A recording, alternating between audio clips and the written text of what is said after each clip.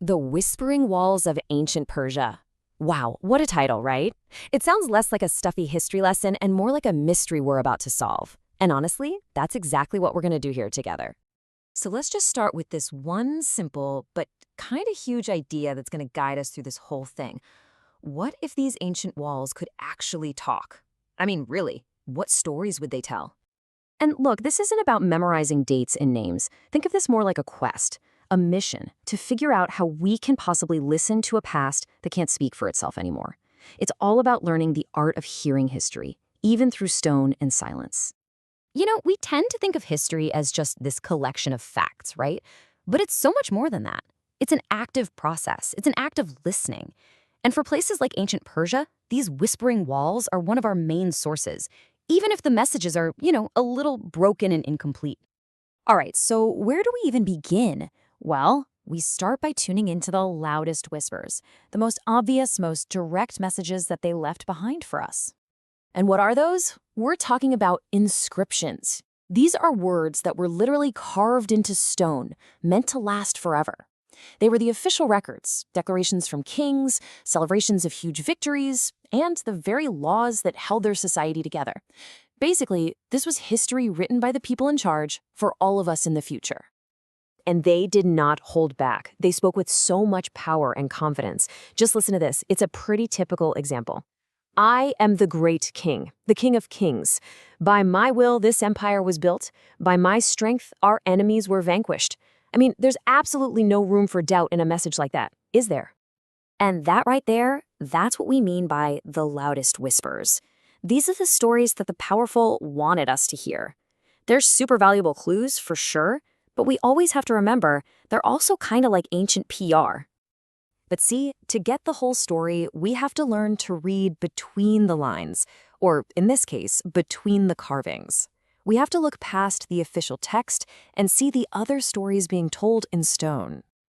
And this is where things get really, really interesting. So the official inscription might shout about a glorious victory with 0 losses, total triumph. But then you look over at a carving, a relief on the wall, and you see the same king looking victorious, sure.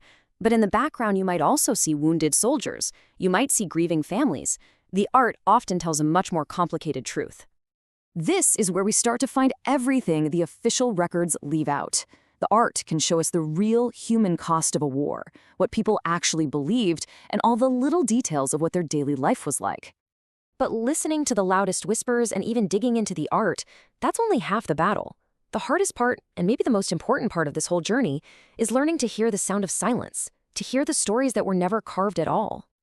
This forces us to ask a really critical question. We've been so focused on what the walls do say, but what about what they don't tell us? What's been completely left out?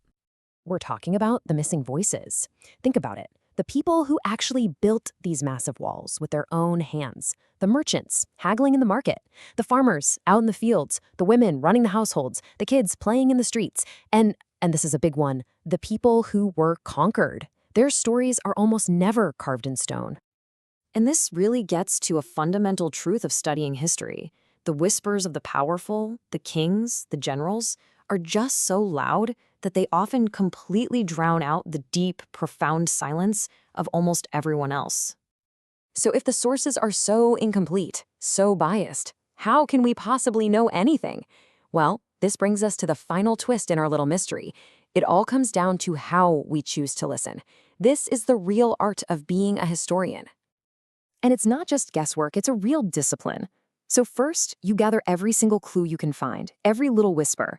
Second, and this is so important, you acknowledge the gaps. You actually map out the silent spaces where the missing voices should be. Third, you construct a story, a plausible narrative from what you have. And finally, you question that story. You constantly challenge your own biases and assumptions. And here's the most powerful realization of all. The walls themselves are just silent stone. It is we, right here in the present, who give them their voice. History isn't just a monologue from the past. It's a dialogue between then and now. So why does any of this matter? Well, because learning how to listen to the past makes us so much more aware of how stories are constructed in our own world today. The next time you're watching the news or scrolling through your phone, just ask yourself, who's telling this story? Whose voice is getting amplified?